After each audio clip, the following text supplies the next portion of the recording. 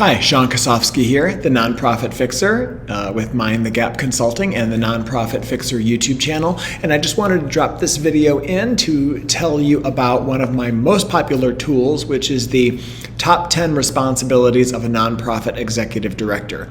So you can grab this down below in the link below. And it's a great tool. I've had a number of people tell me that they download this and keep it on their wall and they share it with people all the time. It really is a summary. It doesn't work for absolutely every single executive director role on earth, but it is about 90% of nonprofits can find their executive director roles and responsibilities captured in this infographic.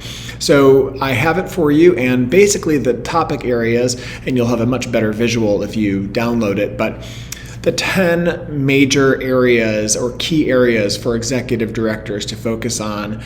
And this is really important for folks trying to decide, what's my job? What's the board's job? A lot of people tell me they're constantly worried that they're going to drop the ball on something, or they don't really know what is their responsibility. So here are the 10 areas that I have summarized. The first one is leadership. Now, leadership seems obvious, but leadership really is executive presence. It is about the way you communicate. It is about the way you carry yourself. It is about the decisions that you make. It is about how you show up emotionally and professionally.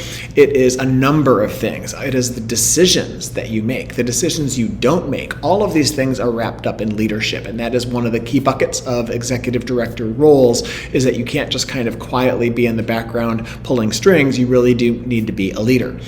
The second one is fund development or fundraising. The executive director, in the vast majority of situations in public charities that need to fundraise, unlike private foundations, for most nonprofit public charities, the executive director should be the number one fundraiser in the organization. Sure, if there's a development director, they're doing lots of money raising and fundraising throughout the year, but the ED really should be the star in terms of bringing in the major dollars.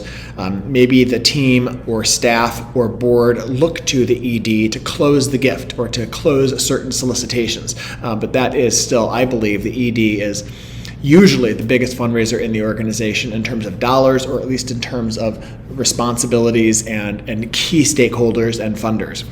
The third area is board support and development. The board governs the nonprofit. The executive director runs the day-to-day. It is a partnership, but the board is all volunteer, so they typically need help from someone, and that's usually the executive director, and sometimes it's the development director. But the executive director needs to be supporting that board, making sure they have the information and the resources they need to be successful in governing, providing due diligence, reducing risk, all of these things. So engaging with the board is a regular part of what the ED needs to do. Financial management. This is the money going in and the money going out of the organization. The executive director needs to have a good handle on this. It doesn't mean you have to be a master at QuickBooks or some kind of amazing person at reading financial statements, but it does mean you have to understand on a pretty regular level, monthly, where money's going out, how it's going out, where it's going out, how it's coming in, when it's coming in. All of these things, and an understanding of basic accounting principles. So, generally accepted accounting principles about whether you're using cash or accrual accounting. These things are pretty easy to learn, but you do need to actually be responsible for them. The fifth area is human resources. Human resources are all of the carbon-based human people that are in your organization. These are volunteers, interns, staff, and even the board. So human resources is an area that the ED must focus on. The sixth area is operations and technology. Some of these things can be delegated, but in general, the ED is responsible at the end of the day to make sure they're happening. Operations could mean, do you have a facility like a soup kitchen or a homeless shelter? Is there an actual operational facility there? So anything involving that physical place, the office, anything like that is the ED's responsibility at the end of the day to make sure it is okay.